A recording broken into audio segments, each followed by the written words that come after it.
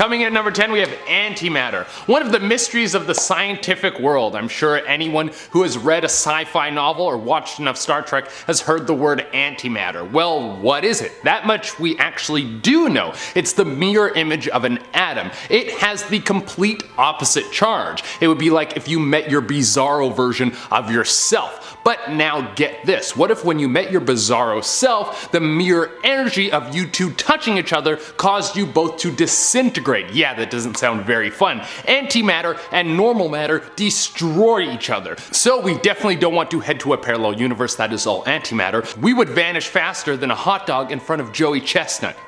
Of the Nathan's famous hot dog eating contest.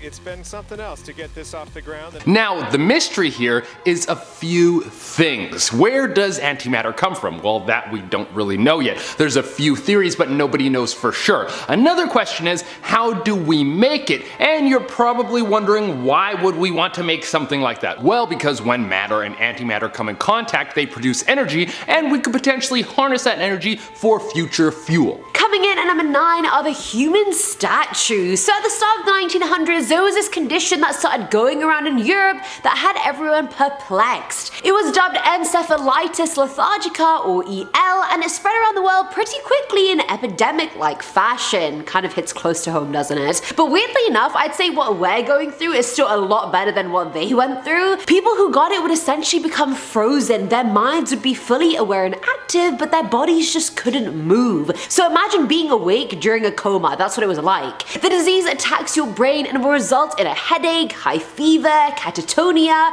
sleep inversion, delayed physical and mental responses, and so on. Of the 5 million people who got it, a third died while half the survivors became statues. They could barely talk or move their eyes and would just be motionless still for days, weeks, or even years on end. These people never even went back to how they used to be.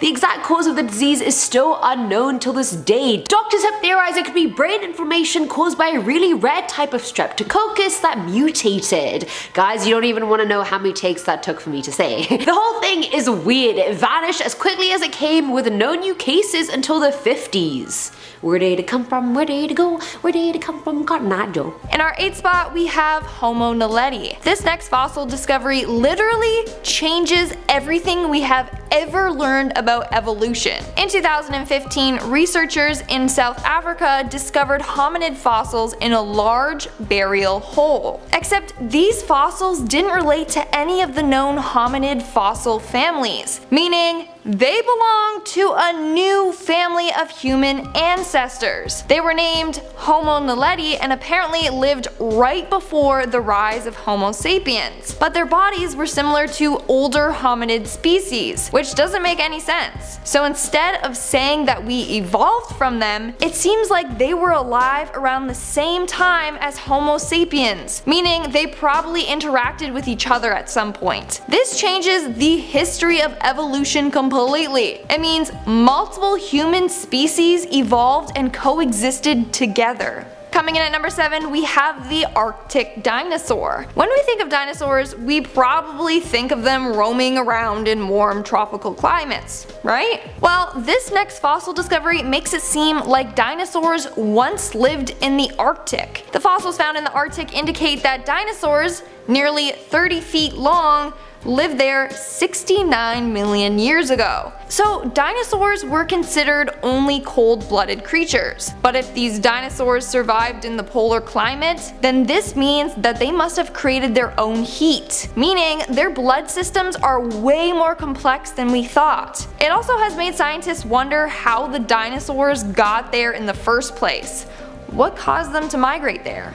We still don't know the answers to these questions. Coming in at number 6, we have infrared vision. Making a super soldier has always been on the military's to-do list. There's been countless experiments attached to the CIA that have been trying to make Captain America a reality. And one time, they got pretty close. Well, not that close, but they almost made eyesight really good. It was back during World War II when the Americans wanted to have pilots and soldiers that could see infrared light. This is normally impossible for a person to see, but if they could could change this, the game of combat would change forever. You would be like the Predator out there, slicing people up and taking their skulls and spinal columns as trophies. Well, turns out they actually had some success with this. The American government started feeding soldiers huge amounts of vitamin A, and in turn they started to get some progress in the field. Super soldiers seemed to be right around the corner, but then there were some massive advancements made in the field of infrared goggles, and any human experiments were kiboshed. Why wait for someone to become a superhuman when you can just make a robot that already knows how to be super?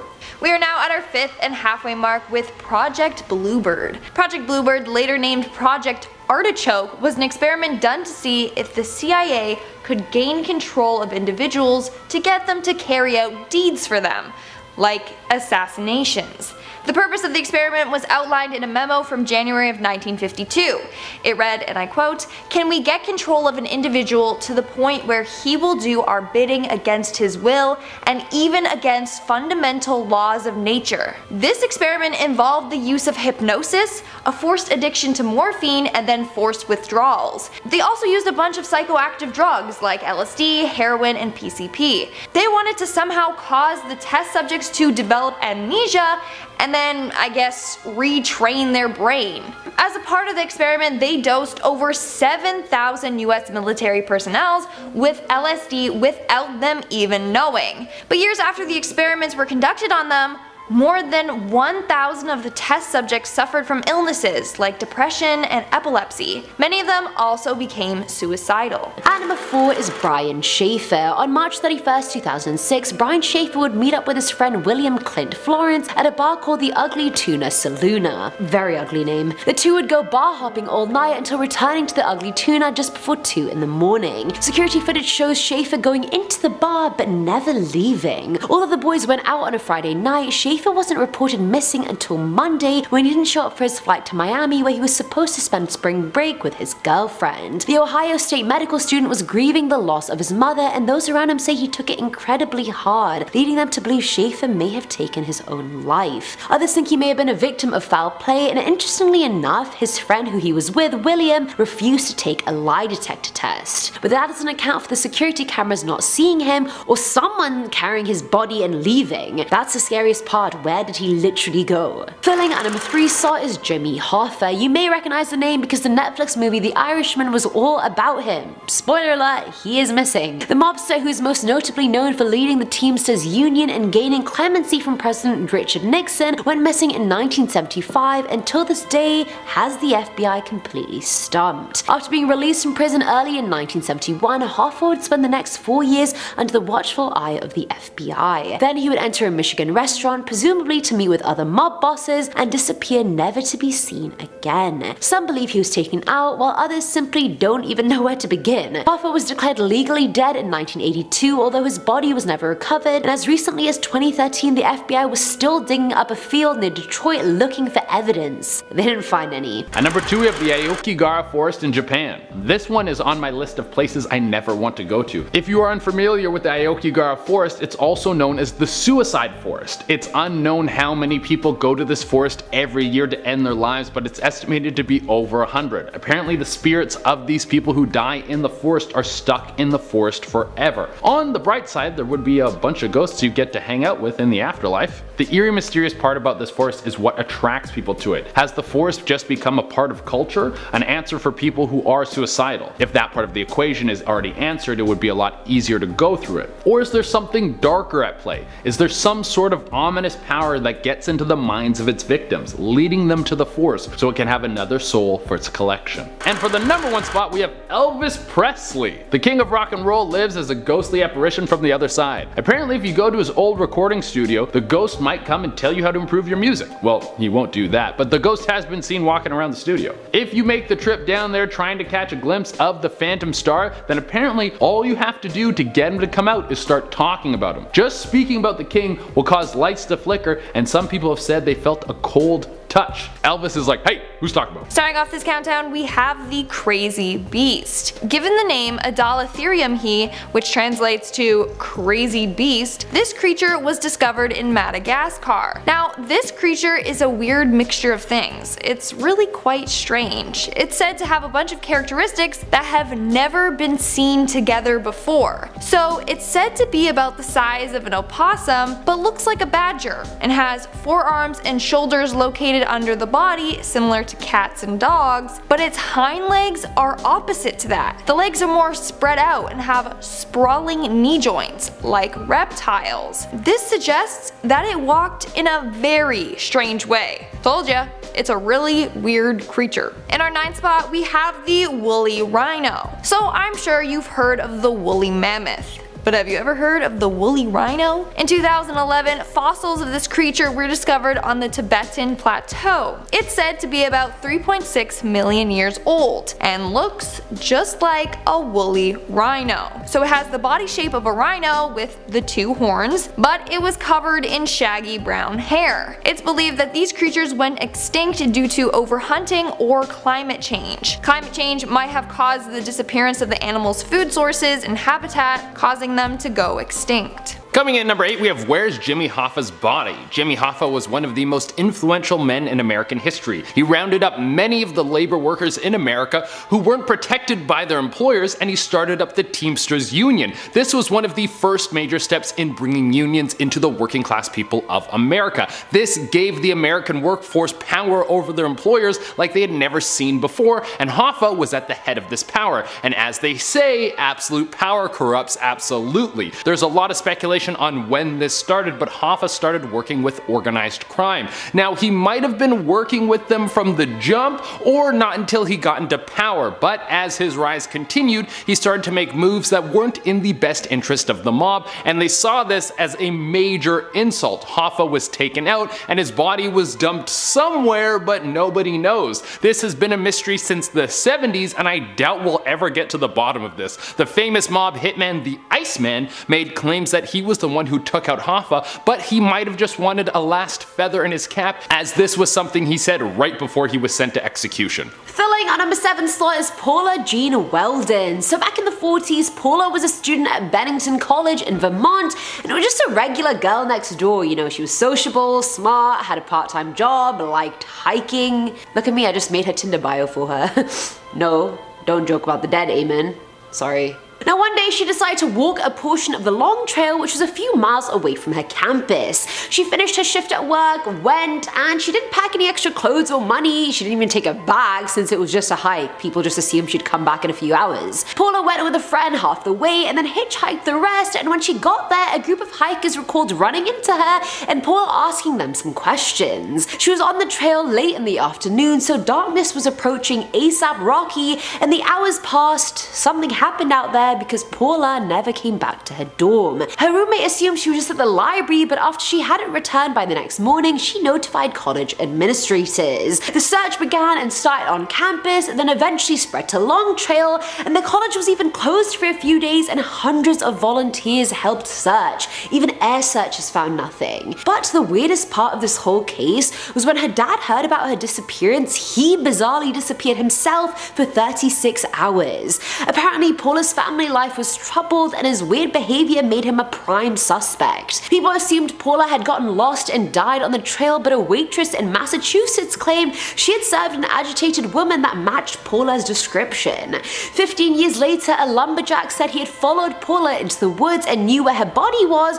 and then admitted he was joking. Learn what humor is, mate, that's not a good joke. Her body was never found and her disappearance never solved. Now, at number 6 is Amelia Earhart. On July 2nd, 1937, Earhart disappeared while flying over the Pacific Ocean. We should all know the story by now, I don't need to tell it to you guys. There are countless theories regarding what really happened, from her simply crashing, to being captured as a war criminal, and so on. As of now, there isn't enough evidence to allow us to fully understand what truly happened. Remains have been found over the years, both of what's believed to be Earhart, as well as the remains of her plane, but there is no way to be at 100% certain. By 1939, Earhart was declared legally dead, although there was no reason to assume so. Some think it was to allow her husband to remarry, others think it was in hopes it would give people the closure they needed. Either way, till this day, no one knows what really happened to the incredibly brave Amelia Earhart. We are now at our 5th and halfway mark with the dinosaur tale. This next discovery came as a huge surprise to many. So in 2015, a researcher in Beijing was checking out an amber market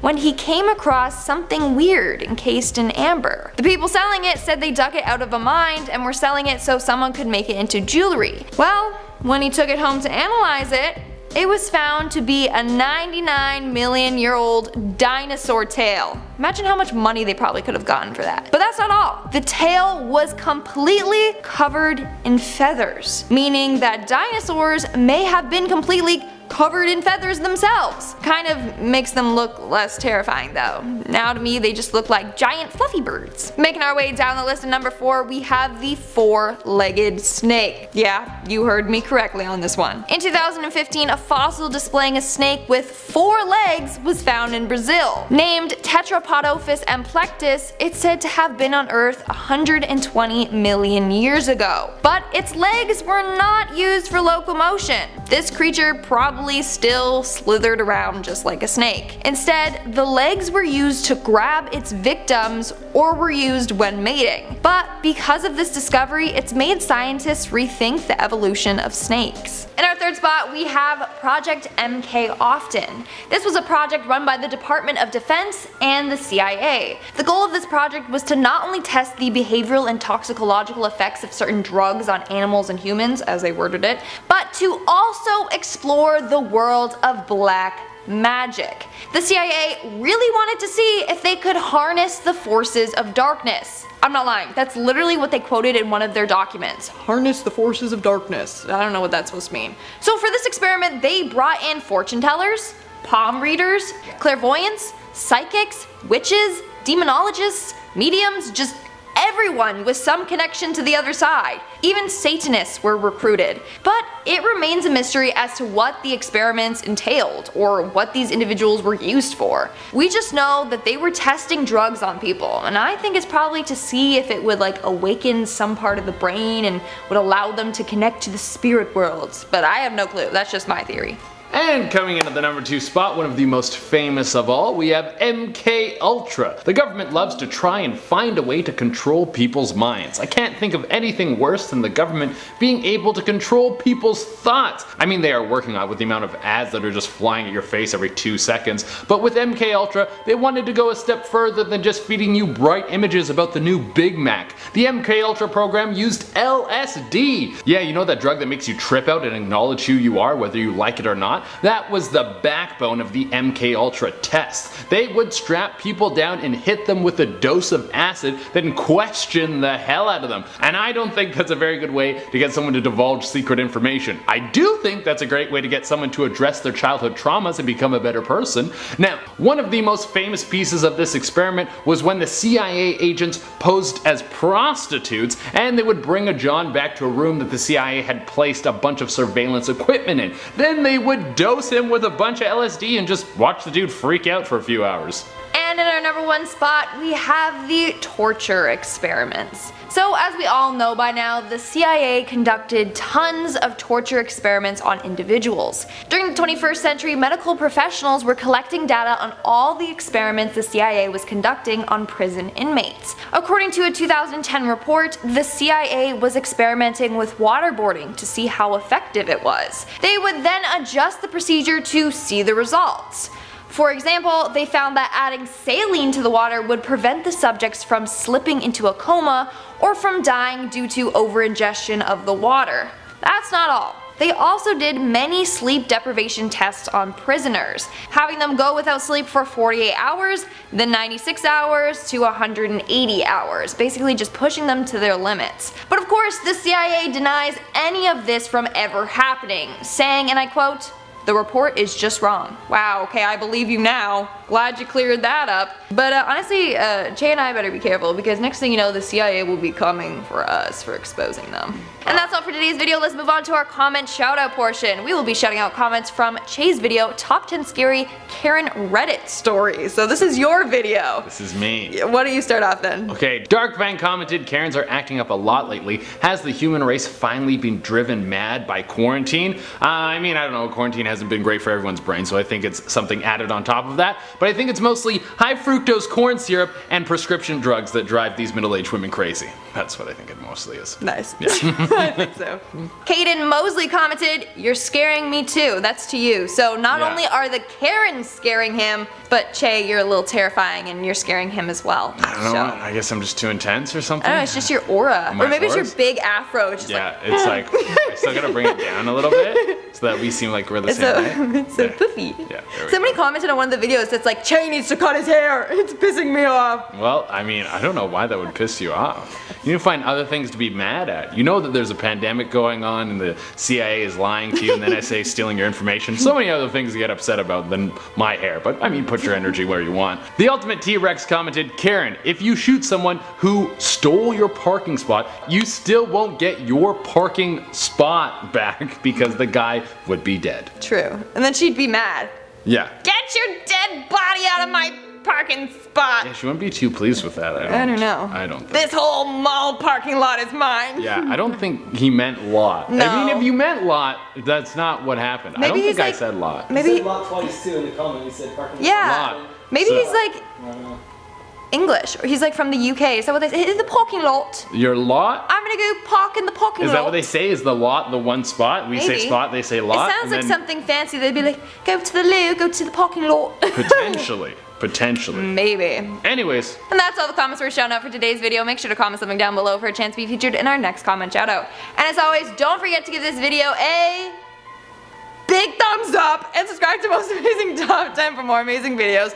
I've been your host. Starting us off at number 10 is the Malaysia Airlines Flight 370. On March 8, 2014, a Boeing 777 aircraft with 227 passengers and 12 crew members aboard it vanished into thin air. The flight, which was headed to Beijing and departed from Kuala Lumpur International, was going smoothly until the plane crossed into Vietnamese airspace. Although the captain checked in with air traffic control in Kuala Lumpur, he failed to communicate with Ho Chi Minh City air traffic control, so what the hell happened there? Coincidentally, at the same time, the plane tracker also stopped working, so there was no way of knowing where it was. Of course, the military still had a radar which could track it and saw the flight go off course and head southwest, with many believing it went that way for at least 5 hours. To this day, only pieces of the plane have been found, and there are tons of theories as to what happened, from an intentional attack to the captain taking his own life along with all the passengers. We may never know what happened to that flight, and it's absolutely heartbreaking for the victims' families and incredibly scary. Coming in at number 9 is Ben McDaniel. McDaniel was a scuba diver, and on August 18th, 2010, he went for his last possible dive. Ben went to Vortex Spring in Florida and tried to access a part of the underwater cave that was only for intermediate divers. Although Ben didn't really have any qualifications, the Vortex Spring employees still let him go through, fearing he would try to sneak in anyway, get caught in the gate, and then drown. That was the last time anyone saw Ben McDaniel alive. Over a dozen cave divers would search every inch of the cave, and it was determined someone Ben's size couldn't get stuck too deep in the cave. An above ground search which ran over the course of 36 days didn't turn up anything either. To this day, no one knows what happened to Ben, although some think he may have started a new life, while others think the exact opposite. At number 8, we have Patrick Warren and David Spencer. On Boxing Day 1996, these two best friends told their parents they were going to visit one of Patrick's brothers. 11-year-old Patrick left his house riding his brand new bike, while 13-year-old David was on foot. The next day, one of Patrick's other brothers, Derek Warren, went looking for the boys when he found out they never arrived at their destination. Now, at first, police thought the boys had run away, then Patrick's bike was found behind a gas station. It took them weeks to realize it was actually Patrick's, and this led to an investigation which got very little media attention, but included the boys' faces being plastered on many milk cartons. Professor David Wilson, a criminologist, believes the case was mishandled to begin with because of the boys' families' working class backgrounds. The class wars, they just never end, do they? Although a suspect was named, there was never enough conclusive evidence to believe he was actually guilty. A police chief for the homicide unit went on record saying she believes the boys are dead but will not stop investigating until they have the answers they're looking for. more. Filling our number 7 slot is Ray Gricker. Ray worked as a district attorney in Center County, Pennsylvania, and on the 15th of April 2005 he randomly just vanished. Ray was skipping work as he usually did on Fridays. However, when Gricker didn't come home, his girlfriend reported him missing and the cops found his car parked not far from a bridge. Ray was never seen again, but a fisherman found Ray's laptop months after his disappearance. Oddly, the hard drive had been removed but was also eventually found on shore. Although it was too damaged to extract any information, investigators found searches on Ray's home computer that read how to wreck a hard drive and water damage to a notebook computer. Here's where things get even more interesting though. Some believe Gricker was murdered because he was part of an investigation involving Jerry Sanfusky, yet Gricker had declined to press charges back in 1998. Gricker retired in 2005, and something out of fear he may have been set up to keep the truth from coming out. Ultimately, Sandusky wouldn't be able to stop the truth from coming out regardless if he was part of Gricker's disappearance or not. The truth always comes out, baby. Moving on at number 6, we have Godzillas. I know what you're thinking. Godzillas? Does this mean they have found fossil evidence that Godzilla is real? No, not quite. Back in 2011, a man named Ron Fine discovered a bunch of fossils with plant-like patterns outside of Covington, Kentucky. After piecing the fossils together, it was revealed that the creature was gigantic, probably around 7 to 9 feet tall with arms protruding from the side, which is why it was named Godzillas. Now, the thing is, scientists can't tell if the fossil is of a creature or of a plant. On one hand, they claim that it looks like a really tall, slug-like giant. That's terrifying, let's hope not. So it literally could have been like a massive sea monster. On the other hand, they say that it looks like a flattened cactus. So they theorize maybe it's of seaweed or kelp. I prefer the latter. It's less scary. At number 5, we have the Aradale Asylum in Australia. Not everything in Australia is didgeridoos and kangaroos. Actually, most things aren't. And me saying that was very insensitive. I'm sorry, Australia. Australia isn't home to beautiful beaches and more spiders than one place should ever have. They also house the Aradale Asylum in Ariat. This is one of those old school joints. It opened its doors in 1867 and was home to some of the worst criminals on the continent. Australia was the place where they would send criminals to help build a country, so this prison was really filled with the worst of the worst. It's estimated that over 13,000 people died from a plethora of causes. Some people just aged out, but a lot of them met their grisly end by hanging, firing squad, or from their fellow inmates. You really have to be on your toes when you're in prison. Literally everyone is trying to kill you. If you visit this relic from a brutal time, prepare to be spooked. People have reported strange noises,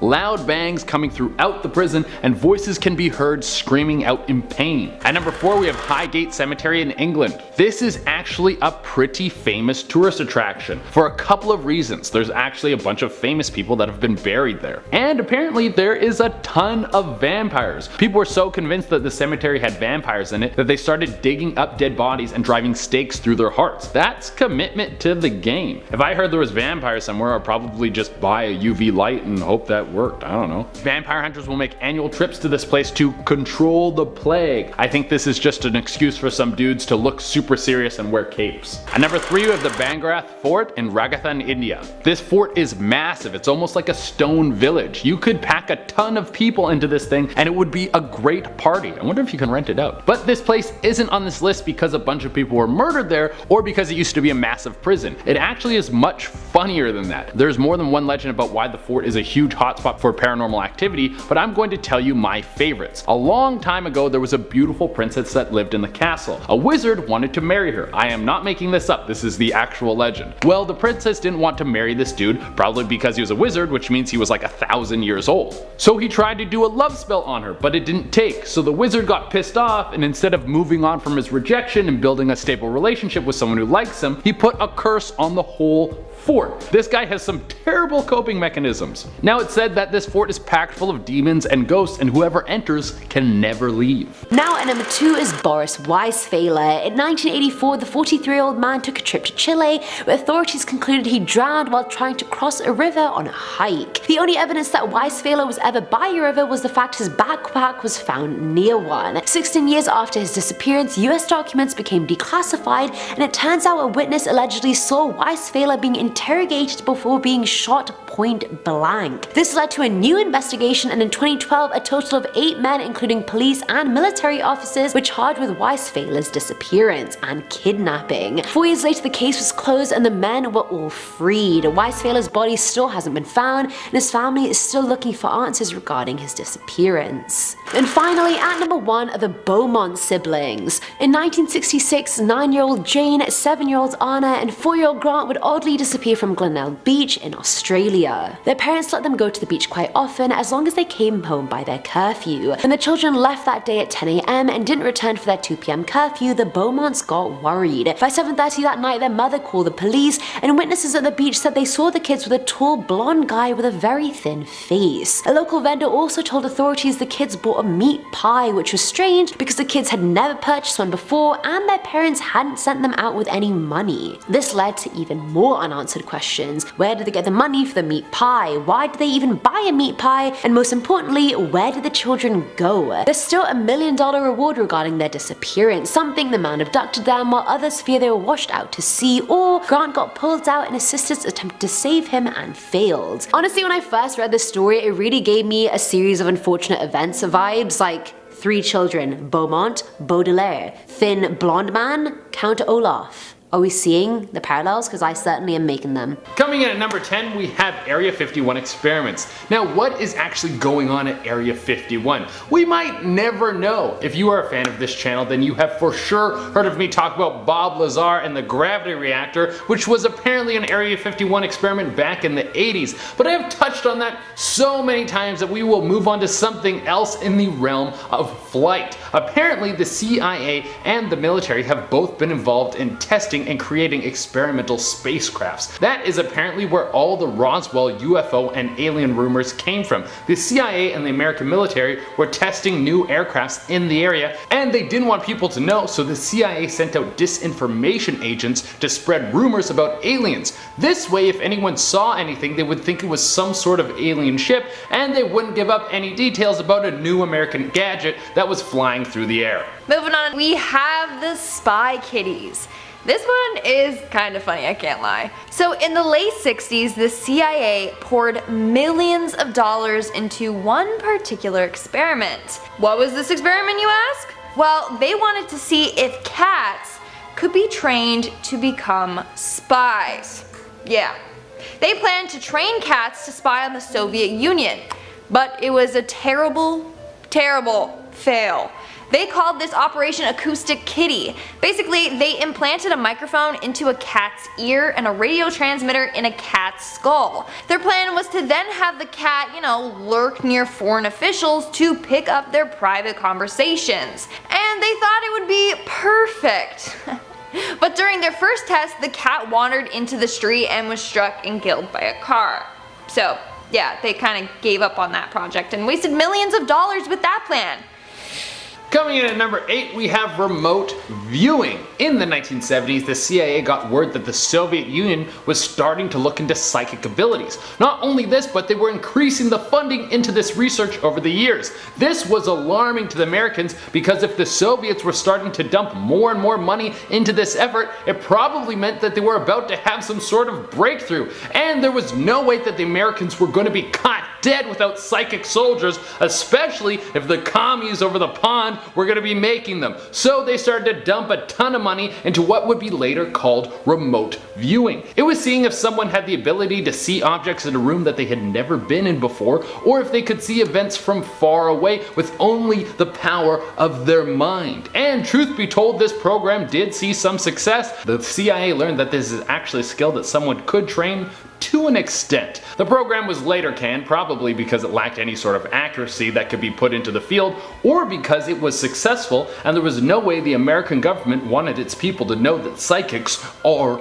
real. Making our way down the list to number 7, we have whooping cough. According to some reports, in 1955 the CIA was doing biological warfare testing on residents in the Tampa Bay area, without them knowing about it. They were apparently spraying whooping cough bacteria all over that area. They wanted to see the effects it would have and if it could be used in biological warfare. so they sacrificed the lives of their own citizens. Now, the CIA denies any such claims, but a lot of things don't add up. Florida state medical records revealed that whooping cough cases jumped 300% in 1 year. The amount of whooping cough cases in that area increased from 339 and 1 death to 1,080 cases with 12 deaths within the same year, might I add that again. I don't think that's a coincidence. The CIA can deny it, but something undeniably fishy was happening back then.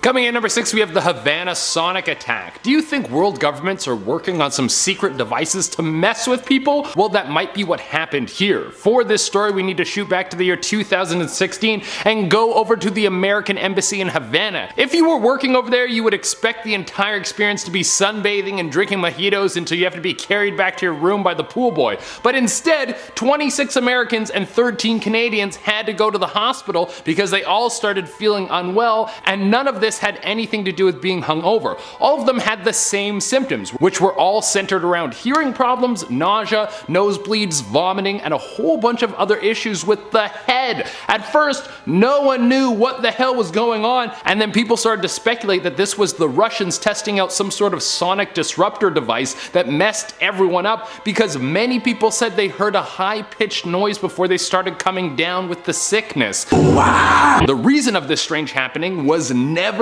solved. Coming in at number 5 are the lead-masked men. In August of 1966, 2 corpses were found on Dominican Hill in Rio de Janeiro. The bodies were wearing suits, waterproof coats, and had lead masks over their eyes, which is odd, yes, we can all agree. Along with their bodies, police found towels, water bottles, and a notebook with the instructions that read as follows: 4:30 be at agreed place, 6:30 swallow capsules, after effect protect metals, wait for mask signal. The men were identified as Manuel Pereira de Cruz and Miguel Jose Viana, and after hunting down their families, they were told the 2 men said they were going out to get work supplies, but instead boarded a bus and headed straight to Niterói. The 2 stopped at a bar in town where the waitress claimed Miguel seemed especially nervous and was constantly checking his watch. No one knows what was in those capsules that both men swallowed, and the toxicology report was also inconclusive. The lead masks also made no sense. Like, if they were protecting the men from radiation, that's fine, but what radiation?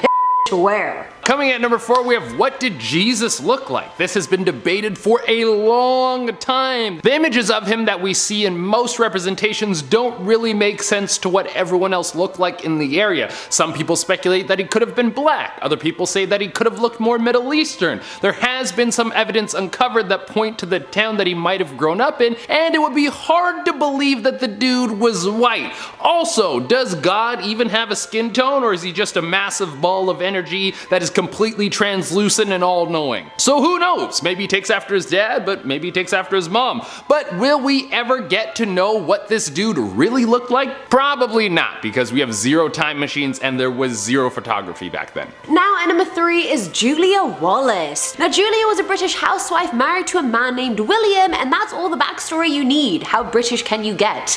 Now on the 19th of January 1931, William went to his chess club for a game with the lads, as you do, you know, having a cheeky chess game with the lads. But when he got there, he was told someone had left a message for him. The message was from a man called Qualtrough, and William had no clue who that was, but the message told him to go to 25 Menlove Gardens East. And for some bizarre reason, William listened to this complete stranger's instructions. Like, why would you listen to someone you don't even know, especially when their name is freaking Qualtrough? Either way, he went to the address the next day to find out it wasn't a real address after spending an hour trying to find it. Well, no William. When he finally got home after walking, thinking he was a complete fool, he found Julia's beaten, bloody body lying in their parlor. Shocked and horrified, William didn't know what to do, but he also didn't have enough time to gather himself because he was arrested there and then. It's like the whole thing was very much a setup. Police thought he had left himself a fake message since the call from Qualtrough came from a telephone box only a few hundred yards away from his chess club. He was sentenced to death, but thankfully his case was brought up and overturned by the jury. But who on earth was this Qualtrough person, and why did he kill or she kill Julia? Coming in at number 2, we have what was before the Big Bang. So we know that the Big Bang happened, or at least we think we know, because that seems to be the most logical answer as to how the universe was created. Either that or we're all just sitting in a petri dish right now and some dude is looking at us through a microscope. But let's say that this theory is correct and the universe was born out of a massive cosmic event that blasted out energy so hard it stretched out in every direction. But there had to be something before that. Did time and consciousness just start at that moment? And there was nothing before that? But what made the Big Bang? The universe is constantly expanding, but will it reach a point where it starts to retract and then collapse back onto itself and become so dense it explodes outwards again? Are we going through an endless cycle of destruction and creation? I don't know, dude. I'm a host on a top 10 channel. I'm just as confused as you are. I'm actually not confused and I know exactly what he's talking about.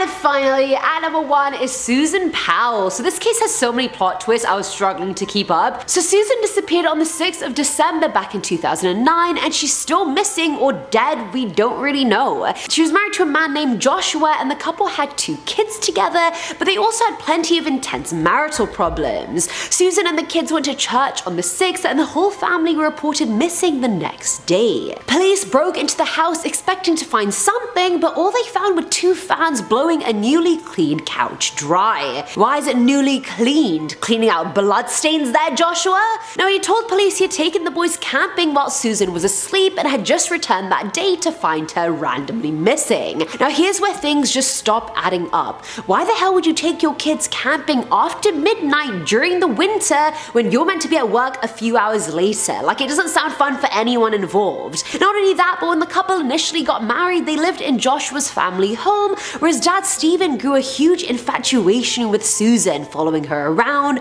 recording her, stealing her underwear, etc. It got pretty freaking creepy, I'm not gonna lie to you. She also wrote in her will that her death may not be an accident even if it looks like one. Who says that other than someone about to get offed by someone they know?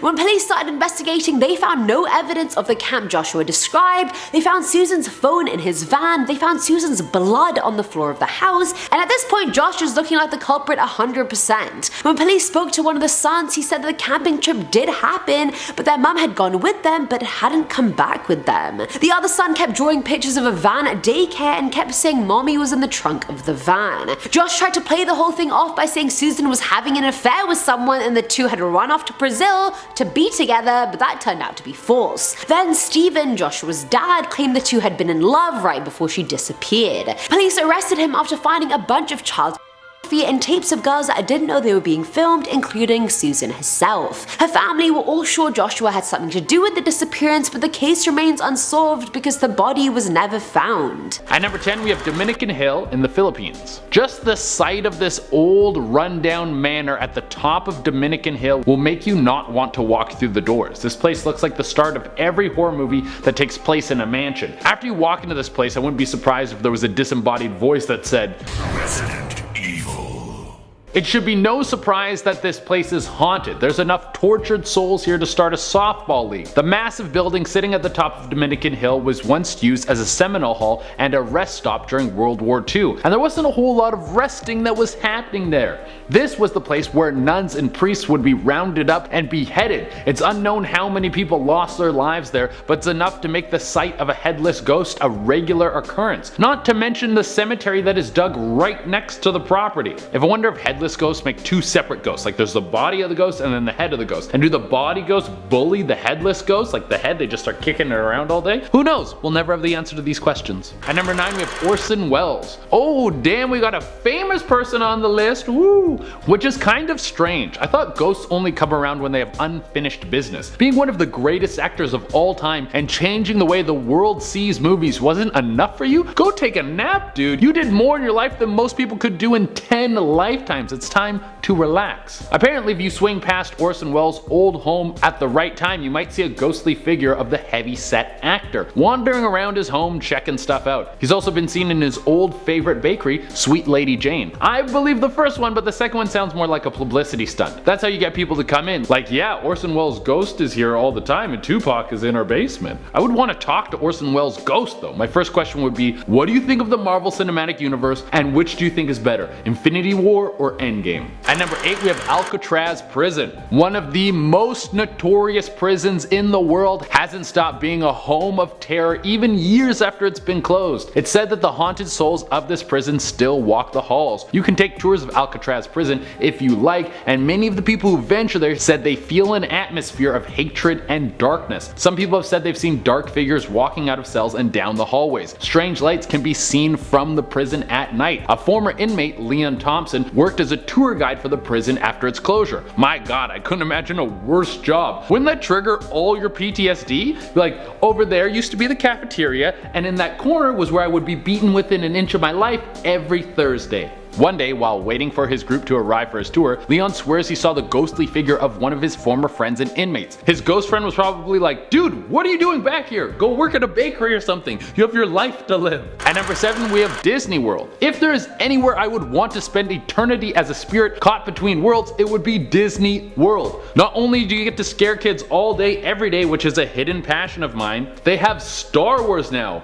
Cool! But there's a lot of hauntings that have been going on in this magical Disney themed park. There's the ghost of an older woman who children have said they've seen when they get lost. Apparently she will find these lost kids and bring them back to their parents, or guide them somewhere safe. The people at Disney were like, if you want to be a ghost here, then you better get a job. Go impersonate Casper or something, but don't tell them that you're Casper. Not until we buy him. There's also a ghost on the Pirates of the Caribbean ride. Legend says if the workers don't greet him when they walk in the morning, the ride will break down, which I totally agree with. Say good morning, please. At number 6 we have Bonnie and Clyde. The original power couple. When people talk about how they need a ride or die partner, this is what they mean. Bonnie and Clyde are of course the infamous couple who spread terror as they robbed and murdered their way through the United States. They have long since been dead, but their ghosts want to still stir things up. At the site they were shot down, floating orbs have been seen, thought to be the spirit of the dastardly duo. Their bullet-ridden V8 is on display at a museum in Nevada. This is also a location where the spirits of Bonnie and Clyde will hang out. Even though your car is run down and is filled with bullet holes, it's hard to let go. Coming in at number 5 is Lauren Spierer.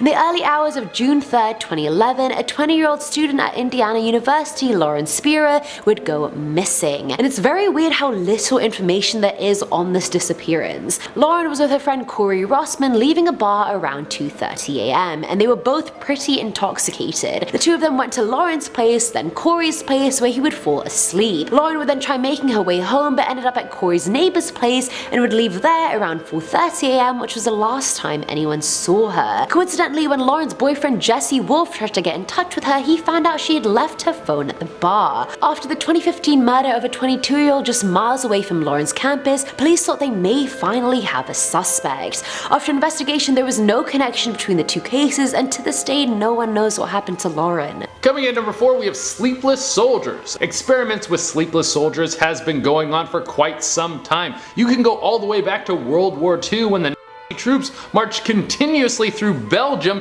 to attack the French and caught them off guard because they made a 2-day trip in 12 hours. Back then they were all on meth. Hitler was on meth too. But now the drugs that soldiers use are much more accurate and have way less side effects. If you have ever heard of modafinil, you will know exactly what I'm talking about. This is basically the drug from the movie Limitless. It makes it so the user can stay awake for somewhere around 40 hours, and it increases your cognitive function to levels that are unheard of. It's basically Ritalin, but 10 times stronger, and apparently there are no side effects. And when I hear that part, it kind of makes me think, well, you should sign me up because that sounds amazing. I could get so much work done, but at the same time, I do love sleeping, so I don't really want to give that up.